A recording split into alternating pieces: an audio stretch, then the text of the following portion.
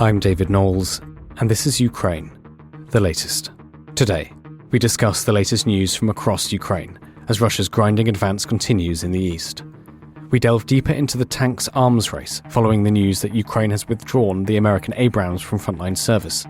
And Francis Dearnley interviews Serhii Kuzan, the head of the Ukrainian Security and Cooperation Centre.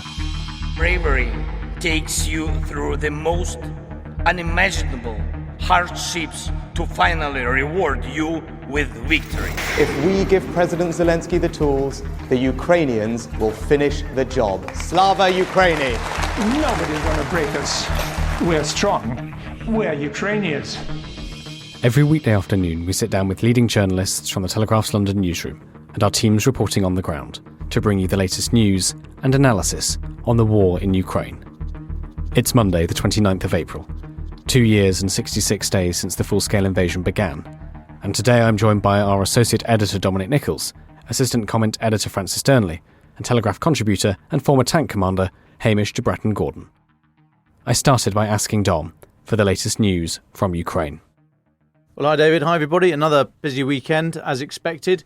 Ukraine says it foiled 55 separate Russian attacks in the eastern Donetsk region alone, mainly clustered in the villages north of Avdiivka.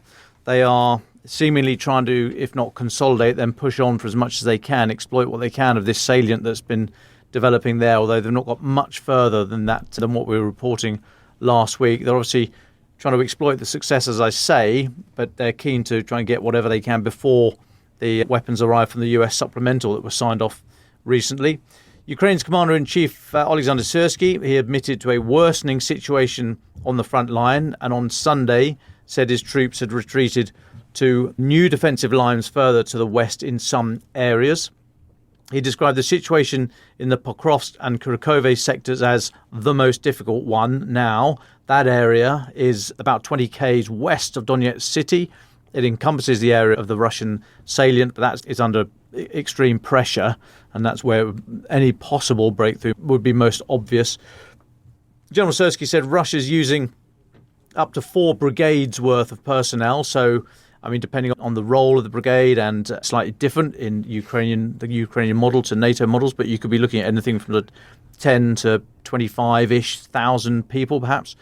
He said, in general, the enemy has succeeded tactically in these directions, but has failed to achieve an operational advantage.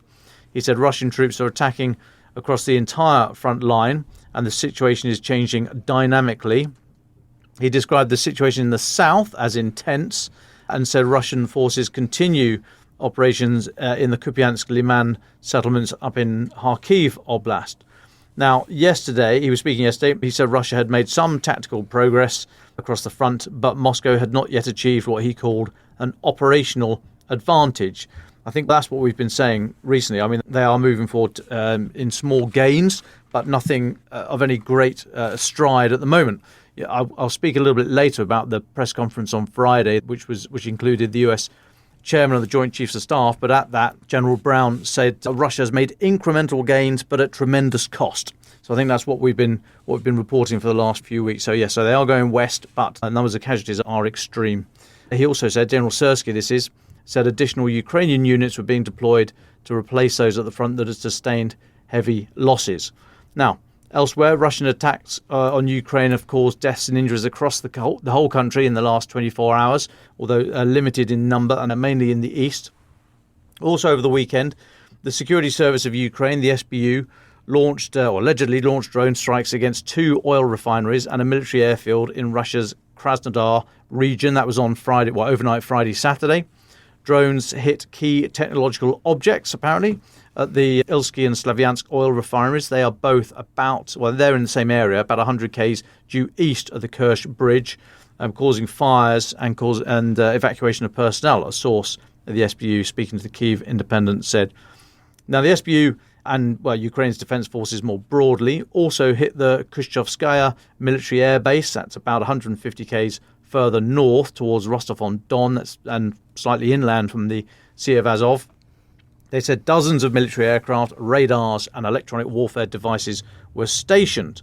Russia's MOD claimed that their forces had shot down 66 Ukrainian drones over the Krasnodar region and 2 more drones over occupied Crimea over the weekend.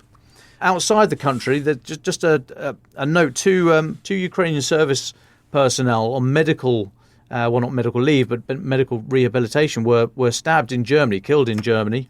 2 Ukrainian men, they were stabbed in the Murnau-am-Staffelsee area. That's about 50 km due south of Munich in Germany. They're on medical rehabilitation leave. This comes from the Ukrainian Foreign Ministry. A 57-year-old Russian national, or described by locals as a Russian-speaking person wearing a lot of Z symbology, has been arrested by German authorities there. And on today's, just a couple more for me, David, today's British MOD intelligence update, they say that according to the UN Human Rights Monitoring Mission in Ukraine, 604 civilians were killed or wounded in March, on average throughout March. They say that equates to a 20% increase over the previous months and are attributed to missile and aerial munition strikes throughout Ukraine, plus the increased bombardment at the front lines, as we've seen since since Avdiivka fell really in mid-Feb and the supplemental vote. Now, their report highlights what they say is increased coordinated strikes. So this is what British MOD say is increased coordinated strikes on Ukrainian critical infrastructure. And they say 57 children killed, double the previous month, and attributed directly to the use of aerial munitions, in particular the nuclide bombs. So in total, the UN say there's been nearly 31,500 civilian casualties in Ukraine across Ukrainian-controlled and Russian-controlled territories since the start of the full-scale invasion. Nearly 11,000 killed and over 20,000 wounded. And sticking with the British MOD assessment, you may remember earlier in April, they said Russian troops in Ukraine are mainly staffed with contract soldiers and reservists mobilised in late 2022, but accepted that the conscripts are often pressured to sign contracts. It used to be that conscripts would not serve operationally, serve in a war. That has been broken anyway. But there's also thought to be widespread pressure to get conscripts to sign contracts. Today, the Kiev Independent, quoting the Ukrainian Military Intelligence Agency, the HUR, said over 18,000 Russian soldiers from Russia's southern military district have allegedly deserted. Of this number, they say around 10,000 are mobilised conscripts and 2,000 contract soldiers. Around 12,000 are thought to belong to the 8th Combined Arms Army, a unit often deployed in eastern Ukraine. And low morale is put down as the main reason for this. Interesting addition, I think, because we often talk about casualty figures, and we say casualty figures are killed, wounded, missing, and taken prisoner. So I think that just this sort of figure here, and we've come to accept within a healthy margin of error, but not a ridiculous margin of error, the statistics that the Ukrainian authorities are putting out. So that would suggest, David, that there's quite a lot of dissatisfaction with very high casualty level, particularly in the east at the moment. As I said, what General Brown is saying, the ground is coming at incremental gains, but at tremendous cost. And I'll take a pause there, David. Thank you very much, Dom. We'll come back to you later, I'm sure. Francis, can I come to you first? I know there's quite a few different updates you want to talk about. Let's start with the international updates. Francis Dearnley. Thanks, David. If we fail to help Ukraine, what does it say about us? So asks Estonia's Prime Minister Kaja Kallas in an exclusive interview with The Telegraph, arguing that British and American defence pledges for Kiev should inspire other countries to follow suit. Ms Kallas was speaking after London pledged that £500 million for Ukraine and its largest ever provision of vital supplies, including some 400 vehicles, 1,600 munitions and 4 million rounds of ammunition.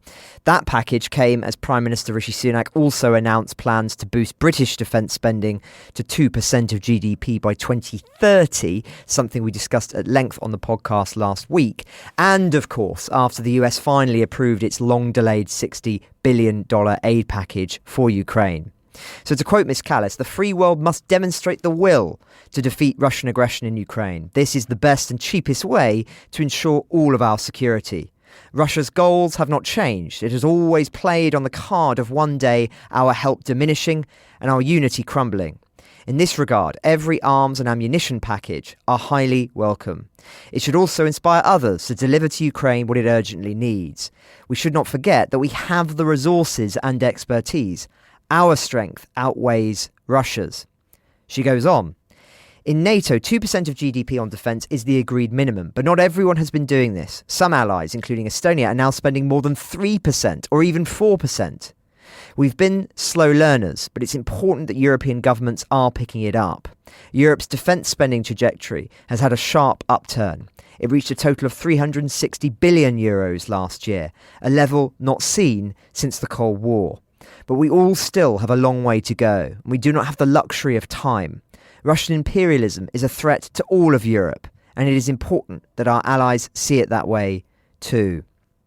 Now, on this theme, last week I was delighted to attend the NATO 75th Anniversary Commemoration Conference hosted by the British Army Centre for Historical Analysis and Conflict Research.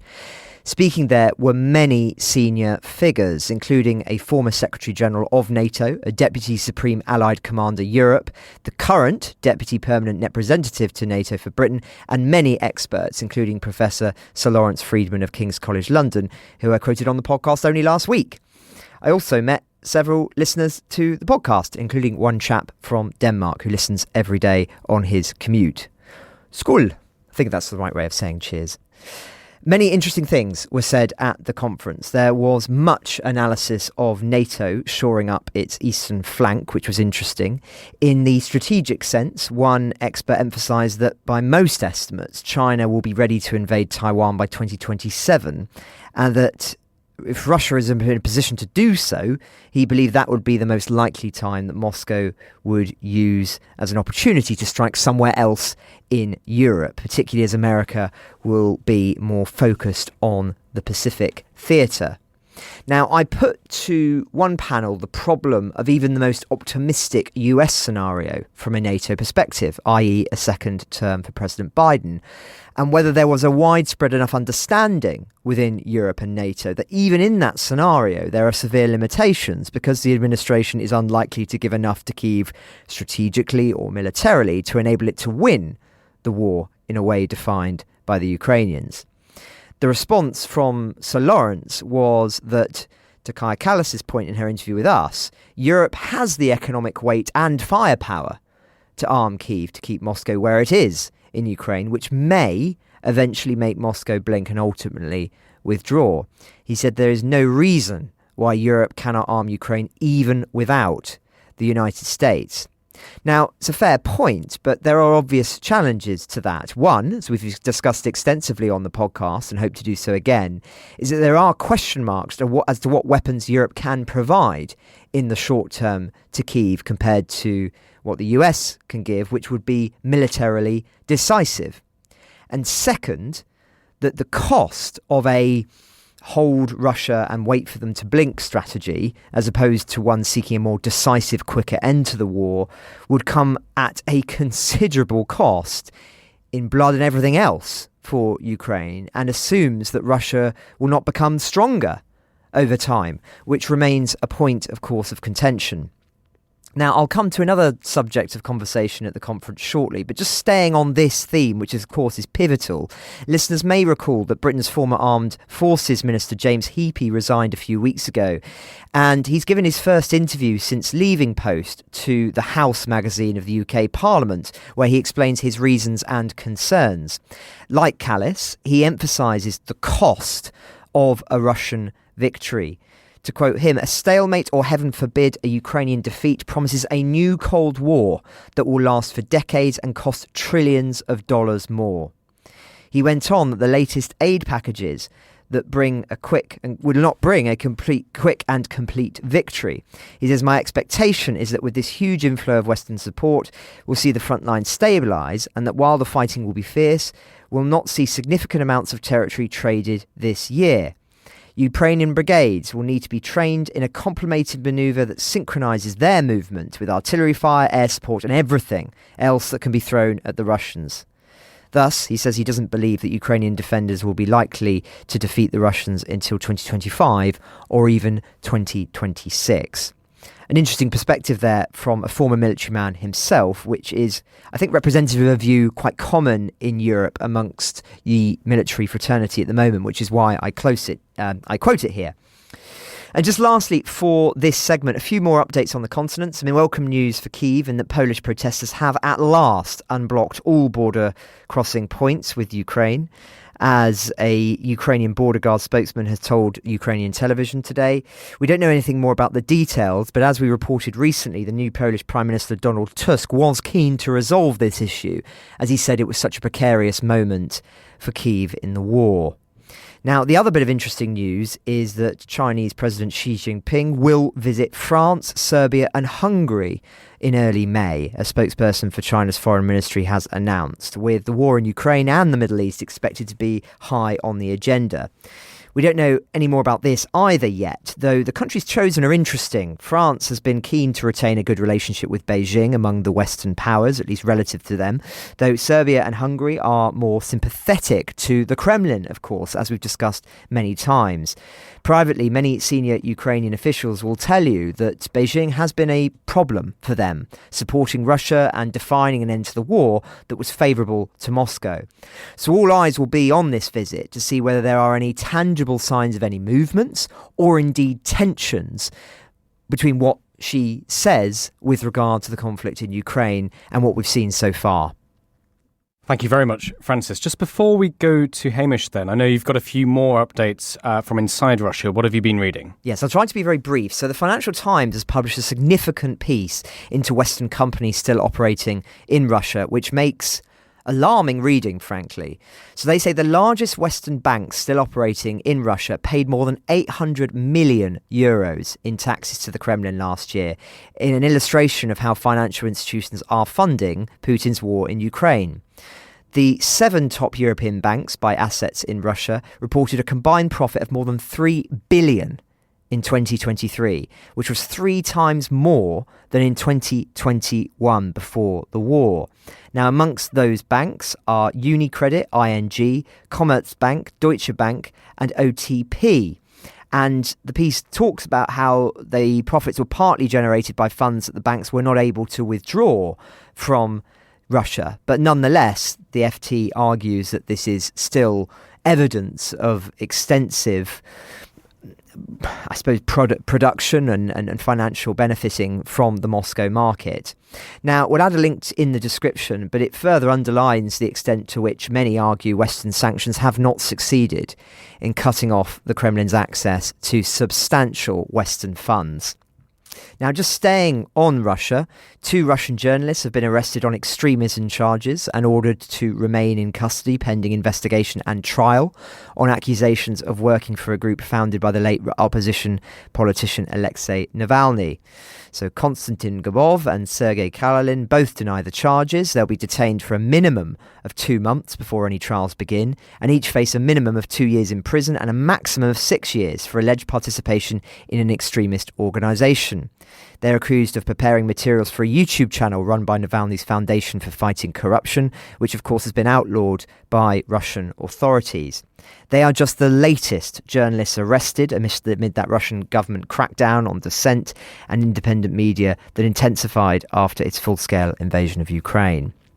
Now, just since I referenced Navalny there, another interesting story on him. US intelligence agencies have reportedly determined that Russian authorities, Putin explicitly, probably didn't order the killing of opposition politician Navalny in February. They find that they are broadly in agreement. So this is the CIA, the Office of the Director of the National Intelligence and the State Department's intelligence unit, say the Wall Street Journal, that he was not explicitly killed at that time, but nonetheless, that doesn't absolve Putin of overall responsibility for his death, given the opposition politician had been targeted for so many years, jailed on charges in terrible conditions, and of course was poisoned in 2020 with a nerve agent. Ultimately, he still died in Russian captivity, forced to endure terrible privations, and so many are suggesting that it matters little. But nonetheless, some evidence, there was a lot of speculation at the time that he may well have been explicitly killed prior to the election. It would seem that according to American intelligence agencies that the timing was not deliberate, but nonetheless, as I say, many are saying it doesn't really matter because the conditions he was being kept in was not good for his health and it was only a matter of time before he succumbed. And just finally, since we're on this subject of Russia, and I was at that conference last week, Putin was actually a subject of considerable discussion there because several of the attendees had personal dialogue with him in the early 2000s. Those who did, they emphasised his sense of humour in private and also how thin-skinned he can be. And indeed, one suggested that they believed that him being thin-skinned was the reason why the invasion was timed when it was, given some of the remarks by presidents about Russia and its increasing weakness. One stressed that it is a lie when propaganda from Russia says that Yeltsin was forced to sign things on Ukraine without really knowing what they meant. The fact is, these individuals were present when Putin himself signed documents that affirmed clearly and unequivocally that Ukraine was a sovereign nation in charge of its own future. Another very senior official at the conference also spoke to several important Russian military officials immediately before the war, including one who was on the Russian Security Council, and they'd spoken many, many times in the preceding years. That official, the one in the Russian Security Council, had said to this former NATO official that Russia would not invade Ukraine, that this was a deliberate flexing of muscles, and he was believed. And they think that that was because, actually, they themselves, the Russian officials, had been deceived by the Kremlin. So quite an interesting insight that. Now, it remains, they also said, an important part of the Russian military character that when war comes, they rally around the leader, which is, of course, what we have broadly seen. They care much about the motherland and its protection, which also has ramifications for the Article 5 discussions, because they say they will not want to invoke Article 5 and threaten Russia itself, which means, of course, that they are likely to constrain Putin on doing anything that would likely invoke Article 5. So quite a few interesting perspectives from those, as I say, who actually knew Putin, saw him functioning up close and have very high-ranking contacts, or had at the very least, within Moscow. So hopefully a little bit of interesting colour on some of those eternal questions we've been asking ever since the war began. But conscious, I've been going on for long enough, David.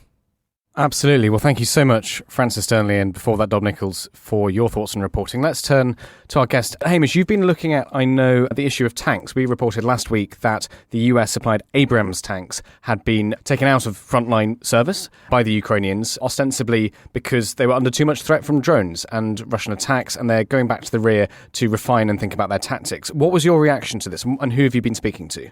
Yeah, well, hi, good afternoon, everybody. Great to be back at Telegraph Towers on a rare occasion up from the West Country. And some people might have seen my piece over the weekend about this. The Abrams tanks being withdrawn from the front line, ostensibly because they seem to be being harassed by these FP small $500 drones with explosives on them and taking out these $10 million tanks. I think there's quite a lot more to it than actually meets the eye here. I think, first of all, when we consider the Abrams and the Challenger 2 and the Leopard 2, these were tanks designed 20 or 30 years ago and not really configured for some of the threats that we're seeing on the battlefield at the moment. It was handheld anti-tank weapons originally that were giving the advantage against tanks, then mines, and this year the FP drones. So it's not that unsurprising. And it is common knowledge, I think, that some of the super tech stuff off Abrams in particular has been removed because of the fear that some of that tech would fall into Russian hands. However, having said that, let's look at the actual situation itself before one suggests how they can get around this. First of all, the tanks have been used very much in a static way so far on the front line. And as you can imagine, a big sort of 70-ton beast is quite easily picked up, even well camouflaged.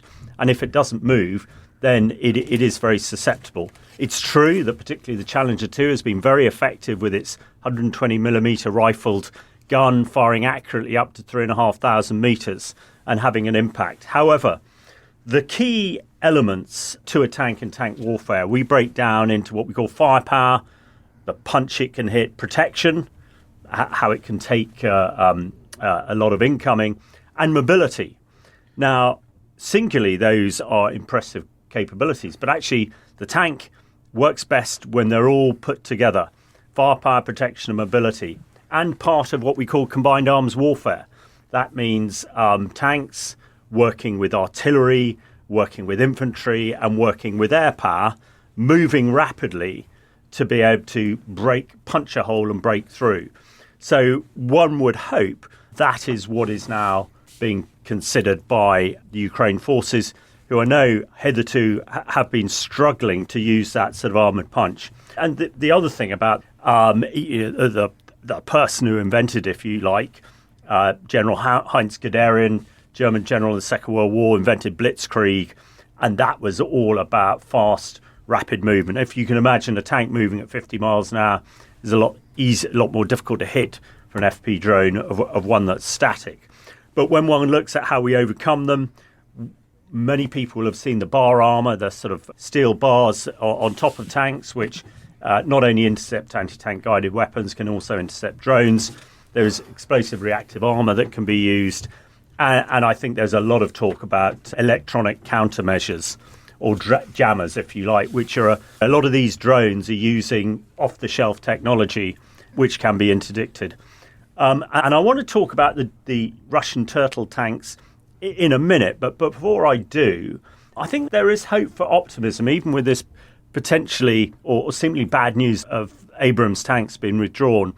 Actually, that combined arms mover that we've talked about many times, we now know that the advanced, most modern ATACMS, long-range, precision-guided missiles, 300 kilometres plus, are now in the theatre of operations and having a severe impact on the Russian logistic lines. And I think Dom might be talking about that a bit more tomorrow or even later today.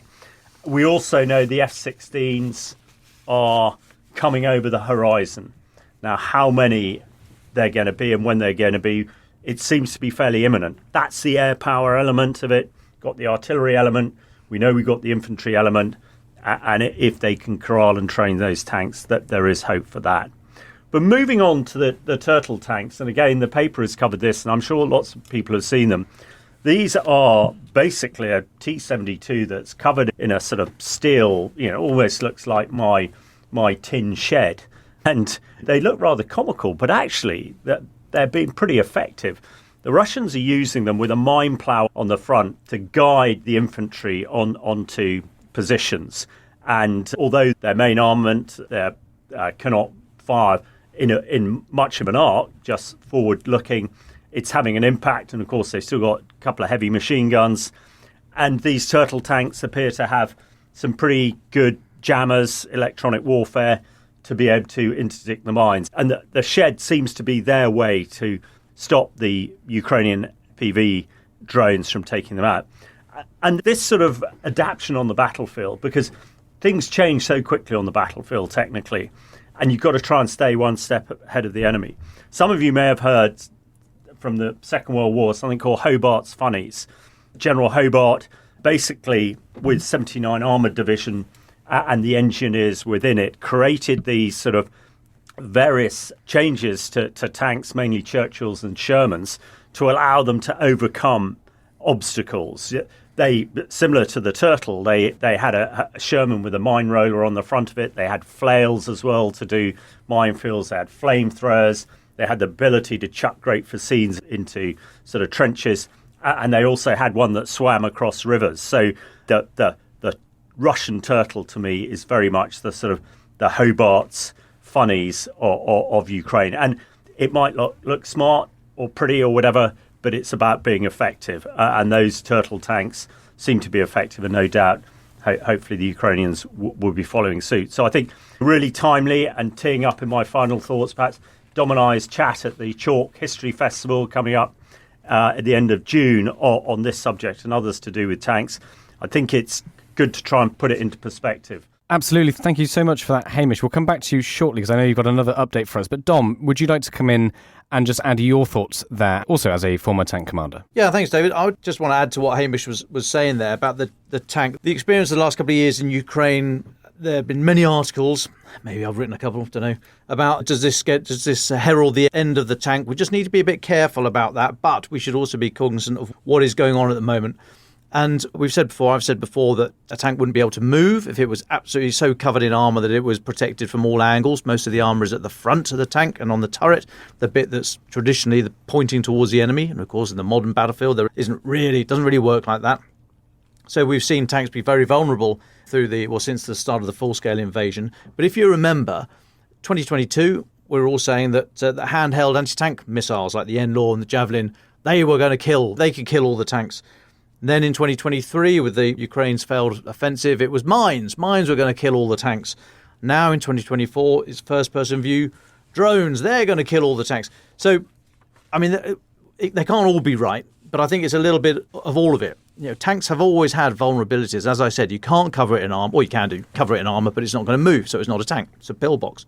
So tanks have generally, to all these things, mines, handheld anti-tank, all the rest of it, they've generally come up with an answer, if not the tank themselves and the wider system around them, have come up with answers to each of these problems. And they will find answers to first-person view drones. That might include accepting a higher degree of risk, a higher casualty rate amongst the tanks. You expect them to lose more in any given scenario. But there will be an answer.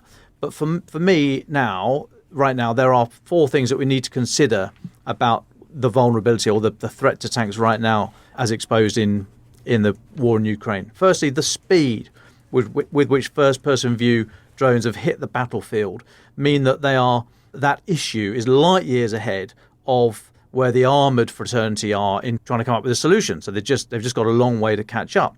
Secondly, the layers of anti-tank capabilities, first-person view drones, mines, anti-tank missiles held by infantry squads that can run around and get up the back, for example. But the layers of anti-tank capabilities means that armour is being overloaded in terms of the countermeasures that it has to employ. So if you've got some snazzy technical answers to all these things, again, if you need all of them, the thing might not be able to move because it's just too covered in heavy kit. Thirdly, the relative low cost of the different layers in that system means that they can be procured in bulk compared to the millions you spend on the tanks. And finally, the relatively low training burden combined with that low cost means that all the different elements of these things that can kill tanks can be held widely across lots of different parts of the military, not just in specialised units. So right now, all those things together, I think, have tipped the scales in terms of a tank is more vulnerable than it is capable of delivering its traditional shock and awe on the battlefield. And hence, we've seen so many get knocked out, but also this decision to withdraw Abrams and probably Leopards and Challengers as well. It comes back to a point I made some weeks ago when we talked about air power and about how tanks are vulnerable, everything's vulnerable, and it helps if you've got air supremacy, i.e. you own the sky, or local air superiority, as in you own a chunk of the sky for a small piece of time under which you can do largely whatever you want. And that area there, close air support, the aircraft, the jets that are able to provide that close air support such that the tanks are not too vulnerable underneath them, that has been really challenged in Ukraine right now because of the prevalence of man-portable air defence and the air defence system, and also the age of drone warfare. And I was asking folks some weeks ago to throw me their ideas on where do first-person view drones leave this idea of close air support, because I wonder that even if the enemy had local air superiority, so their piloted aircraft can roam freely, I think piloted aircraft still are going to have a hard job taking out these individual drones. So even if the enemy's got air superiority, you might be able to achieve, a clunky phrase I've just come up with, micro air superiority. If you could swarm FPV drones for a small piece of time and space such that you might be able to protect your tanks. So, or conversely, knock any out that are coming towards you if you have air superiority. So I think there's a lot of stuff going on at the moment on the battlefield. Tanks are the most obvious area where all these things are coming to a head and being proved vulnerable. But I think there's a lot more to it. It's too early to say that the era of the tank is over, but we should be cognizant that it's not just a question of, these things are big and heavy, therefore they are vulnerable. Well, they've always been vulnerable, but I think there are those four components combined with what's happening in the sky that mean that we see the results that we do at the moment. But any thoughts on all of that, especially the newly coined Nicholls trademark micro air superiority, most welcome. Well, thank you, Dom. Hamish, back to you. Away from tanks, I know you've got one more update for us before we go to our final thoughts. Yeah, thanks very much, David. And yeah, interesting stuff there, Dom. I'm sure Edward Stringer, our friendly air power suit, will comment. And I'm having a chat with him later in the week, so I'll get his views on that. But yeah, just a very quick one on another piece that I was writing last week about the extensive use of CS gas on the front lines. And I think we're hearing over the weekend the concerns of the senior generals of Ukraine that there is significant pressure on those front lines. And I have been surprised, following up with Jimmy Rushton's piece, I've been speaking to him, also people like Paul Conroy, the well-known photographer who's been out in Ukraine since the very start, on, quite how prevalent this is. And apparently it is incredibly prevalent, the use of this stuff. But what is frustrating is very easy to counter. The guys on the front line just need some decent gas masks, or respirators, the technical term. And those who read my piece will have seen that Ben Wallace, previous Defence Secretary, has waded in on this to see if we can get some stuff for them. And also Bob Seeley, who is the MP who is head of the Ukraine all-party group, has also waded in. So we shall see, and we'll keep an eye on how that develops. Well, thank you so much, Hamish, and it's really great to see you in London. Any other updates? Dom, I think you might have one before we head to our final thoughts. Jens Stoltenberg, Secretary-General of NATO, is in Kiev today, his third visit to Ukraine, or to the capital, since the start of the full-scale invasion. He has said that the alliance, NATO alliance, has failed to live up to the promises of aid that it has made over the last couple of years. He's due to address Ukraine's parliament, the Rada, later on today, I think. And he said in advance of that, he said, I will also be very honest with President Zelensky and also with the Rada that NATO allies have not delivered what we have promised over the last months. The United States spent 6 months to agree a package, and European allies have not delivered the ammunition we promised. But now I'm confident that things will change, he's reported as saying in Kiev. I mean, interesting. It's a bit of a hands up moment. It said similar in the past, but not wrapped it all up together, in Kiev with the yellow pages down the back of his trousers because he knows he's going to get a spanking. But within the context of the idea of the next presidential election in the US, and this idea we've heard from various people of Trump-proofing the Western assistance to Ukraine, if Donald Trump was elected again, and as is thought likely, he is much cooler on the support for Ukraine than Biden, then Europe needs to do more, the rest of the world needs to do more, and I think Jens Stoltenberg is signalling there that more is expected. And I think, for example, last week we were talking about the provision of Patriot air systems, where there are thought to be 100 systems across Europe, and having trouble stumping extra ones up for Ukraine. Germany provided a third. Spain said they'd supply missiles, but not the actual launchers. So in the context of that, I think it's interesting Jens Stoltenberg is going public and saying that the alliance has dropped the ball a little bit. Now, if anything comes out of it, we wait and see. But I think finally they're saying that the right people are saying the right things, but now we just need to see the results from it.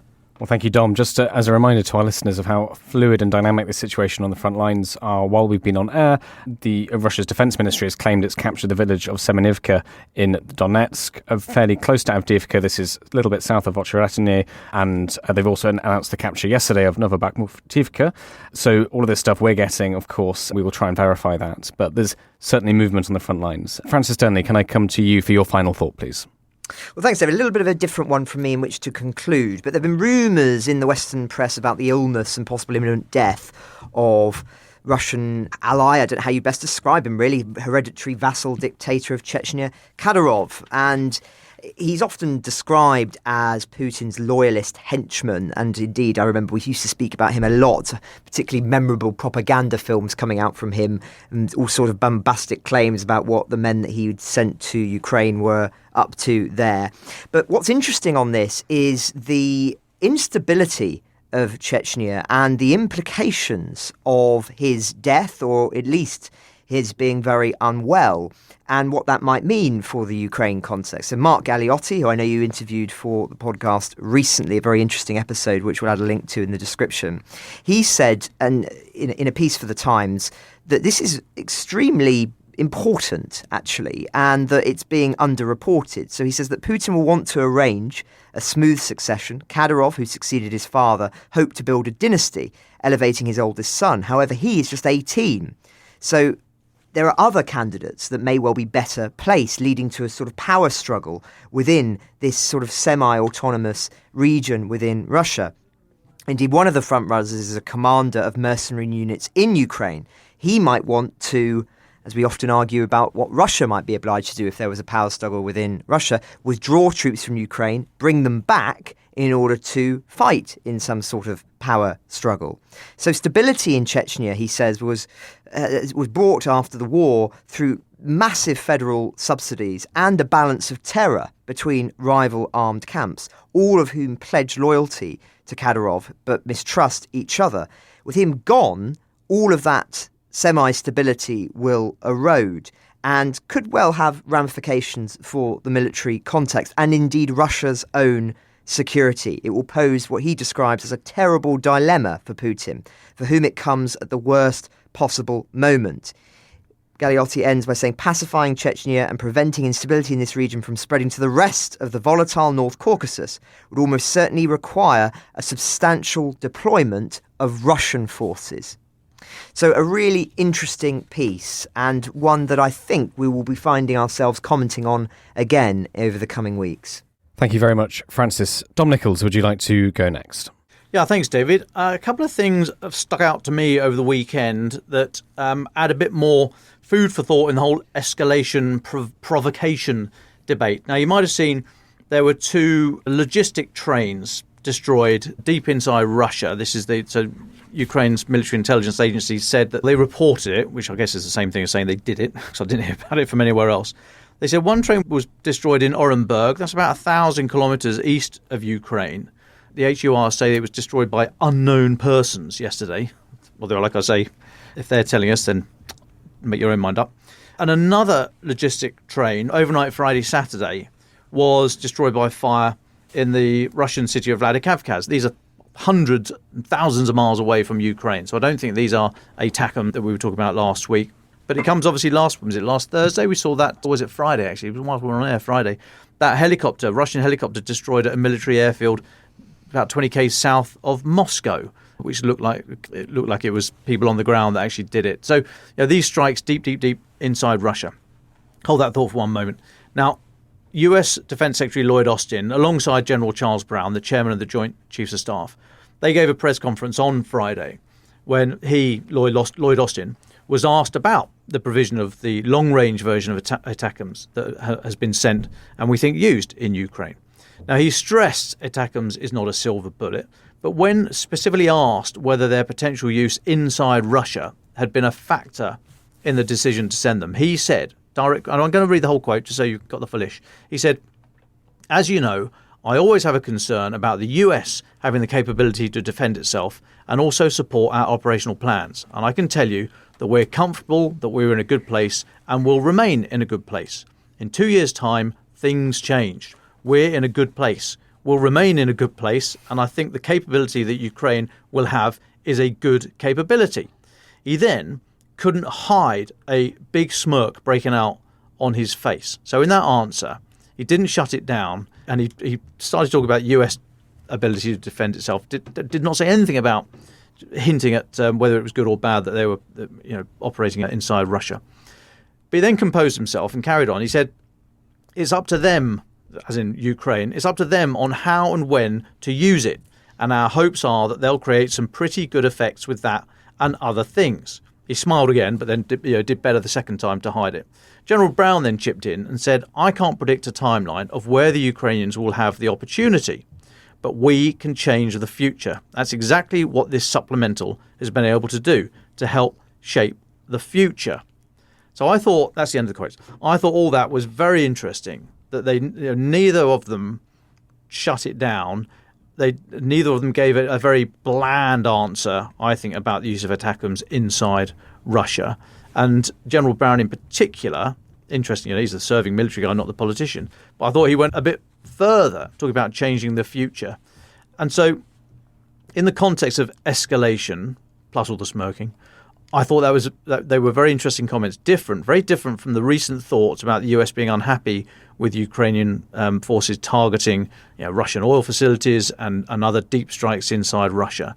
And I just wonder if the dial is shifting on this, on how provocative and escalatory it would be to strike inside Russia. And if that thought is shifting, it comes as Ukraine is getting some very, very deep strike, precise potential munitions to do so. So I thought it was an interesting addition last Friday, David. Thank you very much, Dom and Francis. Hamish, can I come to you for your final thoughts?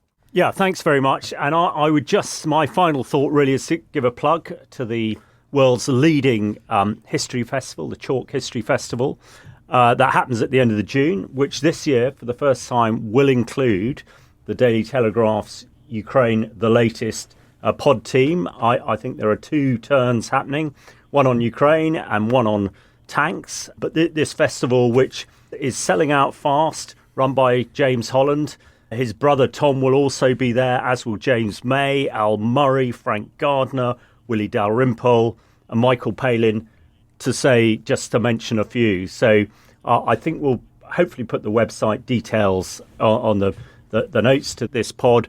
But apart from hearing the elite Telegraph team covering the thoughts of the day, there are a tremendous amount of other things to see there and people to see there. And I think everybody will be there all day on the 27th, and it'd be great for people to come and have a chat. Certainly as the sort of the outpost of the pod in the West Country, I know how many people rely on the pod for everything to do with Ukraine, and I'm sure there will be a lot of people there. So, yeah, Chalk History Festival, 27th of June. See you then.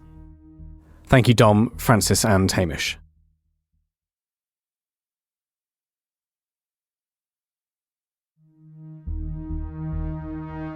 The Ukrainian Security and Cooperation Centre was established as an independent source of information and analysis on Ukraine for audiences abroad and at home. A few weeks ago, Francis spoke to Serhii Kuzan, its head, about information gathered by the centre on resistance in the occupied territories, the causes of Russian war crimes, and the process of recording incidents of atrocities. Here is their conversation. І оскільки сама ми бачили цю проблему. Our mission is talking about the war in general, so the people will not forget about it. There's still a war. This is one mission, and another mission is we are working on the reforms and the new commanders for our army, so we can change something. Командирі, які здатні реформувати військо і загалом сили оборони. Can you talk a little bit about the work you do for the Ukrainian army? Отже, українська армія, вона... This is in case of occupation. We didn't know what the scale of occupation that it would be. So then in the summer 2021, we worked on the law for the territorial defense to found this type of forces, resistance units. Resistant movement. Yes. Found the preparation and trainings on those units, those forces. And also on the civilian preparation to the war, how they can act in case if they're not in the military, but as a civilians, how they should react in case of war. Яка може бути окупація? Вона могла бути на значно більшій території України. And are some of those people that you trained now in the occupied territories in the east? Так. Yes. Так. І там є дійсно осередки. On both sides there is some resistance movements. On the east, unfortunately, it is less powerful than the south, because the east is occupied much more longer than the south. But in Crimea also there is quite powerful movement of resistance, and it works. And these movements, they are also coordinated by our special operation forces. Вони координуються нашими силами спеціальних операцій. We as journalists, we try and understand what is going on in the occupied territories, but information is obviously limited. Is there more happening in the occupied territories than perhaps we know about in terms of the resistance? And are those operations successful? Я скажу так, якщо поміряти, то 90%, я можу... If I can measure what I see, probably 80% of operations are not shown in media. Mostly we see some of the results of the operation, but we cannot see the communication, how it happens, the process of organization, communication, and also especially the sabotage of the Russians. on the occupied territories. Also, the Russian security forces from the last year they start to control everything much more. Also, the Special Operation Forces and the General Reconnaissance Service, they organize a very well network on the occupied territories and also on the territories near the border, like in Belgorod. And we can see how it's effective and how they help us when the Russian Volunteer Corpus, RDK, and the Legion of Freedom of Russia, when they came to Belgorod, we can see how it's effective. І от саме цього дуже боїться російська влада. If you are a Russian soldier in the occupied territories, is it something that is quite anxiety-inducing, knowing that these operations are taking place? Абсолютно. І ми, наші спецслужби отримували... In the early first months of the full-scale invasion, for them it was a big shock. The Russians who came to occupy some territories because they expect that people will welcome them with the flowers and bread and salt.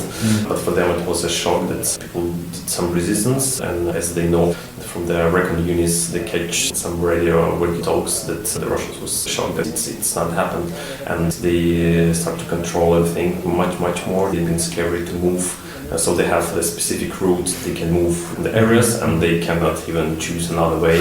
So yeah. Поліська і Херсонська область, це стало абсолютним шоком.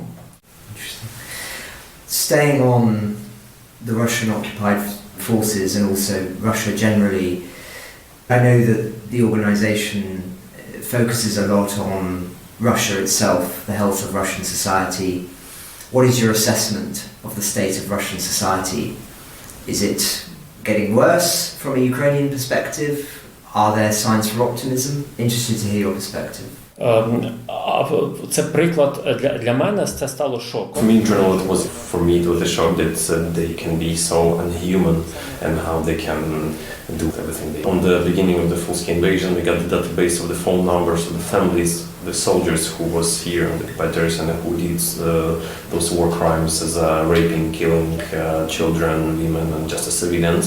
And we get in touch with their families, with the wives, mothers, etc. And we share with them information that your son or your husband raped the children, the women, etc. And it was a shock that we got. So the feedback was most of the people, it was okay with them. They told that it is like it should be. The Ukrainian women are wars and a lot of bad words to the civilians. So this is weird. They can have thoughts like just from civilians to civilians like that. At the beginning of this invasion, we thought that the Belarus also can attack Ukraine from their side, but we didn't found that the Belarusian society, they react same as Russians because they speak also Russian. They have similar culture to Russia, but at the same time, the civilians and the society, they didn't react same as Russians. So it's, інформації взагалі, аніж самих росіян. As an expert, how do you explain that behaviour in Russia? Because, as you say, this is not something that developed over the course of the war. This was from day one. How do you explain that? Так, абсолютно, тому що ми досліджували Росію, власне кажучи... Analyzing Russia since 2014, and I've seen at that moment in 2014 in some proactive political and civil organizations, they already had that state of mind, but since 2014 it was just growing up deeper into society. I cannot relate to Putin that this is only his kind of problem that he made the society like that. I think that now the top of the politics in Russia, they are just mirroring what the society thinks, so this is the both sides. Саме оці настрої, як популісти будуть. Yes, that's interesting. How would you assess the global awareness of war crimes? Reporting on this war now for 2 years, we report a lot on the issue of war crimes, kidnapped children, for instance, but also Bucha, Irpin. It seems that people are very interested and focused on the military side, the political, but the war crimes has not penetrated people's minds generally. How would you assess where we are in understanding the war crimes, and how can we perhaps better make people understand what is going on? Сміливість і політичне рішення, більше нічого. So the problem is probably in the Western understanding of the weakness in general, and what we need to do is the honor, the bravery, and the political actions. Because, for example, the situation with MH17 in 2015, it was obvious that some small military resistance groups can hit such a big situation happen. So it was quite clear that this was with the Russian support, and just a year ago we got the answer that it was a war crime. So it takes 10 years, for example. What we can talk about the crimes that happen now, it is obvious. We can go to European, to Bucha, to talk with the people, and there is a lot of evidence what's happened, but if we'll have the answer just in the 10 years, what we can talk about. So the main thing is, it's what needs to the Western understanding is just a bravery to accept and realize that, and the political actions. Also, one of the problems that the West is trying to include the Russian opinion about what's happened in Bucha. Yeah. And this is totally crooked. Боягузтво перед Росією. Все, більше немає. The centre has obviously been working on the documenting of war crimes in Kiev, Kharkiv, Kherson. Those are very large places, and we know how many crimes there have been committed. How do you go about documenting all that material? What is your process, and how much of what has happened are you able to record? Do you only capture 5%, 10%? So I'm interested in your process and how much you capture. Абсолютно невеликий відсоток. Тобто всього If you will take all the prosecutors from all the Ukraine with all this big team, you never can take like all the war crimes what's happened on all territories. Obviously there was and still probably exists a lot of organizations, not like NGOs organizations who was also documenting the war crimes. Yes. Now it's mostly the prosecutors and the government organizations, but our organization is just one of them. The main thing that most of the war crimes are not under investigation still. So there was a fact, but nobody investigated. And also after European Bucha, there was a lot of war crimes much more worth than European Bucha. But after that, Russians start to hide all the results of it, and there is no possibility to investigate it. Ukraine the Latest is an original podcast from The Telegraph. To stay on top of all of our Ukraine news, analysis and dispatches from the ground, subscribe to The Telegraph. You can get your first 3 months for just £1 at www.telegraph.co.uk/Ukraine the Latest. Or sign up to Dispatches, our Ukraine newsletter, which brings stories from our award-winning foreign correspondents straight to your inbox. We also have a Ukraine live blog on our website, where you can follow updates as they come in throughout the day, including insights from regular contributors to this podcast. You can listen to this conversation live at 1 p.m. London time each weekday on Twitter Spaces. Follow The Telegraph on Twitter so you don't miss it. To our listeners on YouTube, please note that due to issues beyond our control, there is sometimes a delay between broadcast and upload. So if you want to hear Ukraine the Latest as soon as it is released, do refer to the podcast apps. If you appreciated this podcast, please consider following Ukraine the Latest on your preferred podcast app. And, if you have a moment, leave a review, as it helps others find the show. You can also get in touch directly to ask questions or give comments by emailing ukrainepod@telegraph.co.uk. We do read every message, and you can contact us directly on Twitter. You can find our Twitter handles in the description for this episode. As ever, we are especially interested to hear where you are listening from around the world. Ukraine the Latest was produced by Rachel Porter, and the executive producers are David Knowles and Louisa Wells.